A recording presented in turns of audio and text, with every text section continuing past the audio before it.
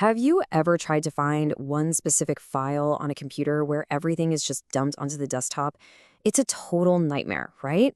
Well, your code projects can get that messy too. In this explainer, we're going to tackle Java's awesome solution for this, packages.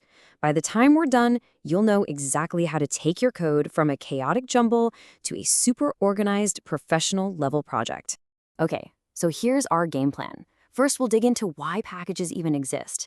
Then we're going to roll up our sleeves and actually create them and use them. We'll also look at a really common pitfall that trips a lot of people up, talk about how the pros name their packages, and then we'll wrap it all up with the key takeaways. All right, first things first, let's really get to the heart of the problem we're solving here. I mean, why did Java's creators even bother making this whole package system in the first place?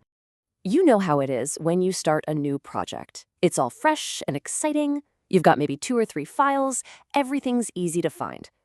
But fast forward a couple of weeks, and suddenly you're drowning in like 100 different files. Finding anything is a chore.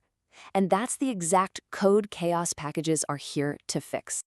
This is the dream right here. We're going from that digital junk drawer where everything's just thrown in to a perfectly organized filing cabinet. And packages, well, they're the dividers that make it all happen, making our code so much easier to work with.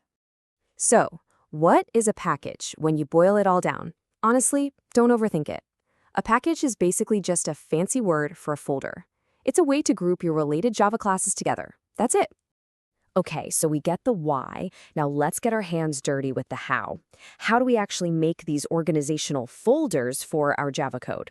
You'll be surprised how easy it is. It's really just a simple 3-step dance. First, you declare it right in your code with the package keyword. Second, you give it a name that makes sense. And third, and this part is absolutely crucial, you have to make sure the real folder structure on your computer actually matches the package name you just declared. And this is what it looks like in the wild. That's it.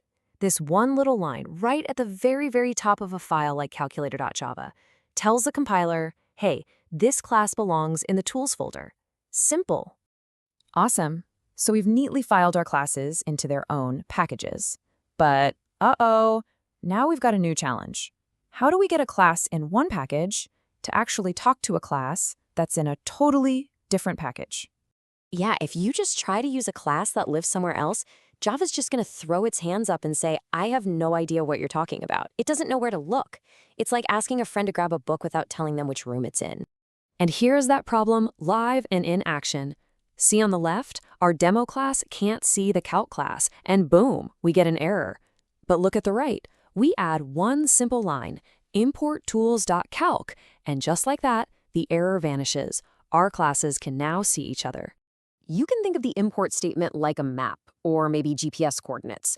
You're giving the Java compiler the exact address for the class you need. You're saying, hey, go into the tools folder, and that's where you'll find the calc class.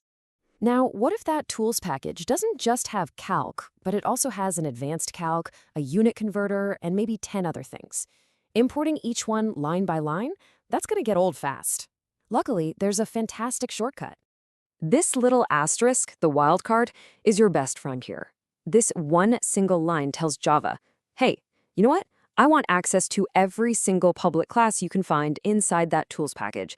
It's a massive time saver. Okay, this wildcard is powerful for sure, but it has a really important limitation, a gotcha that trips up everybody from beginners to pros. So let's break this down. So just like you can have folders inside of other folders, you can nest packages too. You could have a tools package sitting inside an others package. This is great for getting super organized. The package name would just become others.tools. And here it is, the million-dollar question.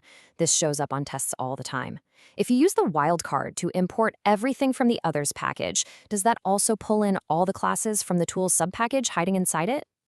And the answer is a big, resounding no. It's not what you would intuitively expect, which is exactly why it's such a common mistake. This is a super important detail to remember. So here's the rule. The wildcard is not recursive. Think of it as being a little bit lazy. It only looks at the classes directly in the folder you point it to. It won't go digging into any subfolders. This is actually a good thing. It stops you from accidentally pulling in hundreds of classes you don't need. So if you want the stuff from others.tools, you have to ask for it specifically. importothers.tools star. All right, last big piece of the puzzle. We know how to create and use packages, but how do we name them so that our code can play nice with code written by thousands of other developers all over the world? Well, the industry came up with a really elegant solution. Since website domain names are guaranteed to be unique across the entire planet, we can leverage that. All you do is take your domain name and just reverse it. Check out how this works. It's so simple, but it's brilliant. If your company website is google.com, your packages start with com.google. If it's yourcompany.org, they start with org.yourcompany. This instantly creates a unique namespace for all your code and prevents any naming collisions. It's the professional standard. Phew, we've covered a lot of ground. So let's just take a second and boil everything down to the absolute essentials you need to remember. This is basically your cheat sheet. Remember these 4 things. Package is your folder system. Import is how you get access. The wildcard, star, is powerful, but it doesn't dig into subfolders. And for naming, always think reverse to main name. Master these, and your code will look clean, professional, and be way easier to manage. And really, that's why this all matters. Once you have the power of packages, you're not stuck building tiny little programs anymore. You now have the organizational backbone to build something big, something complex, something amazing. So the only question left is, what are you going to build?